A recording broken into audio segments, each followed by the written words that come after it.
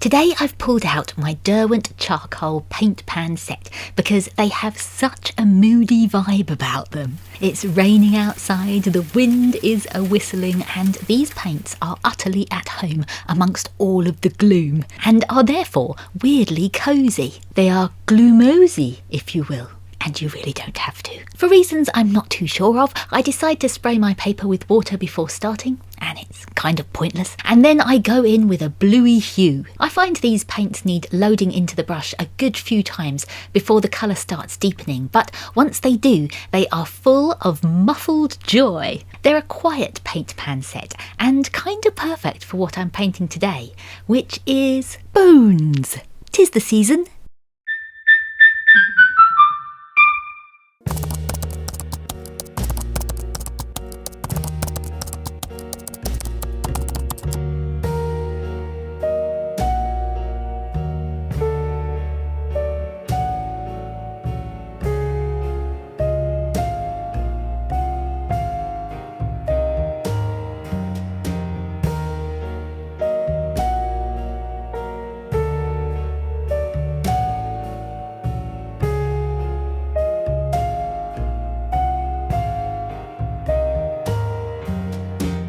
So this first paint doodle is me having a play with transparencies. I figure I'll draw a bunch of different bones, but let each one rest over the previous one without blocking them out. Hopefully the centre crossover sections will create a bit of a jumble where each bone's colour can talk to the others and morph a bit. Maybe it will give a feeling of connection between the elements and a feeling of temporariness. Or maybe it can suggest a kind of bone timeline where the past bones at the back can be seen by the present bones on the top.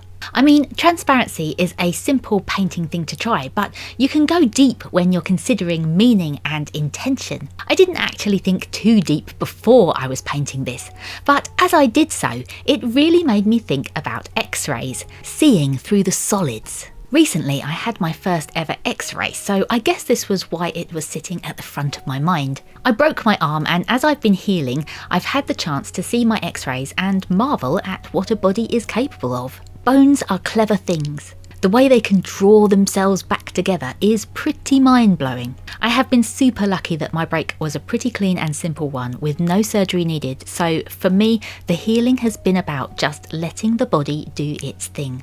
I don't have full strength or motion back yet, so I couldn't rig my camera overhead in this video, hence you're getting a big old montage of side angles. But I hope it still gives you the gist of what I was painting, even if it's on a permanent slant.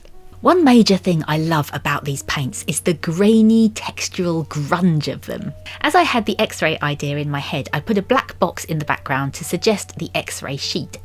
I kept adding black blobs to try and get it darker, more at the outer edges, because I quite liked the thought of having more of a glow nearer the bones. Because of that, once I'd loaded some extra water on, I dabbed some white against those bone edges. And look at how it pushes back and disperses the black. It's so satisfying. It ends up making the black sections more gritty, and for me, that's a lot of fun.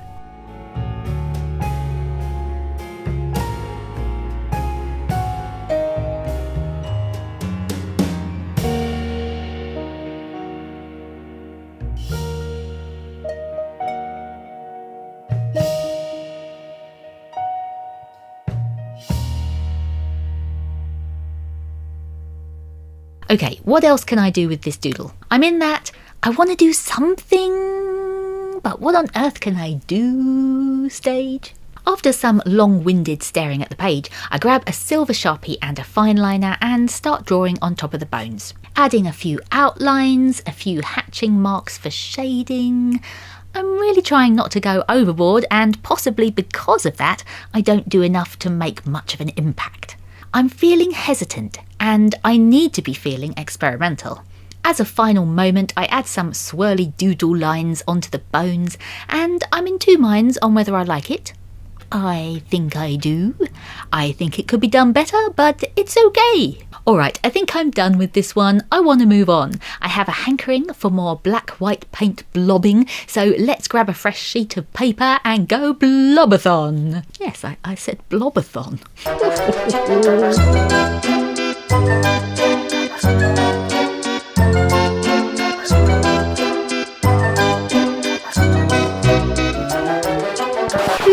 enjoys holding a chunky graphite stick. There's something about sketching with something thicker than a pencil that just feels a bit less precise and therefore a bit less pressured. I probably gravitated to it because I want to draw a skeleton hand and I'm a little bit intimidated. What if I get the bones all funny proportions? What the heck, let's just see what comes out on the page.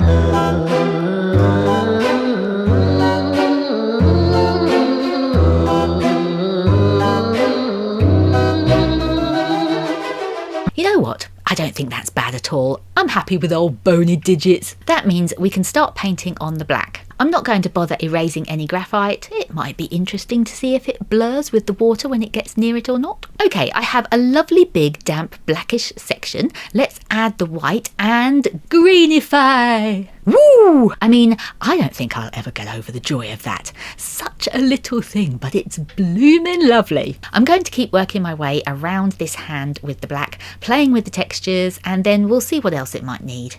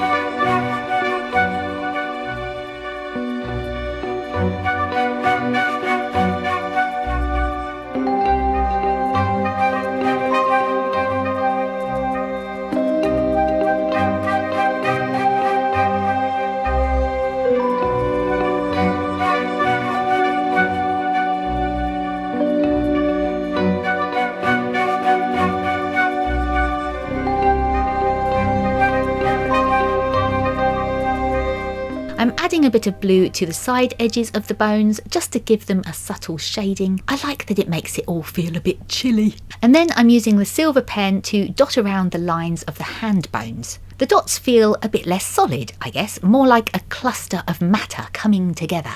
A bit like how the bones themselves are just holding together but aren't fixed. I work my way around the sides of the finger bones too, and also add a few dots in with black to enhance the contrast. And that's where I'm leaving it. This is my bony hand doodle painting, and I really enjoyed making it. It's been my first session back in the shed since my other arm's been out of action, and it's just been so nice to sit quietly and feel awake enough to drift into the paint. Thanks so much for sitting in here with me. I hope you enjoyed it. I've no idea whether bones are exciting enough to be a standalone video, but they were perfect as an entry back into creating for me, and also spooky season is coming up. Bones fit the October vibes, no? Let me know how you're doing, what you're making. I'd love to know. I'm working at a slower pace right now, but hopefully I will be back soon with another video. I have so many on my list that I'm excited to make. Stay curious, keep making happy, and I'll see you next time.